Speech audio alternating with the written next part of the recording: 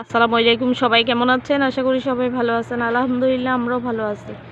আজকে আদিব কি শোনাবা? আজকে আমি কাজলা দিদি কবিতাটা সুন্দরভাবে শোনাব। বলো।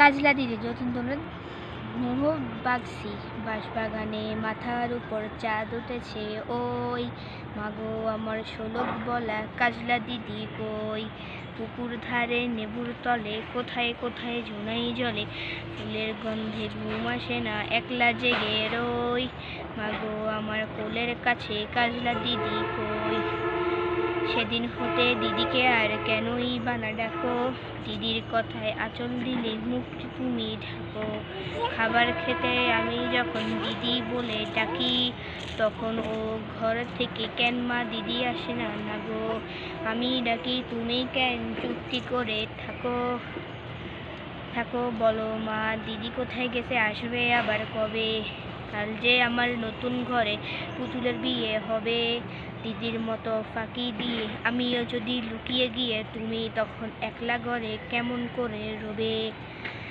আমিও নাই দিদিও নাই কেমন মজা হবে বুইসা পাতে ভরে গেল শিউলি গাছের তল মারাস নেমা পুকুর থেকে আনবি যখন জল ডালিম গাছের ডালিম ফাঁকে বুলবুলিয়ে লুকিয়ে থাকে দিস না তারে উড়িয়ে মাগো ছিঁড়তে গিয়ে ফল দিদি এসে শুনবে কি মা বলবে কি মা বল বাঁশবাগানে মাথার উপর চাঁদ উঠেছে ওই এদিকে সময় মাগো আমার কাজলা দিদি কই বেড়ার ধারে পুকুর সারে ডাকে ঝুপে ঝাড়ে লেবুর গন্ধে ঘুম আসে না তাই তো জেগে রই রাত হলো যে মাগো আমার কাজলা দিদি কই হইছে। Thank you. আল্লাহ হাফেজ বলো। আল্লাহ হাফেজ।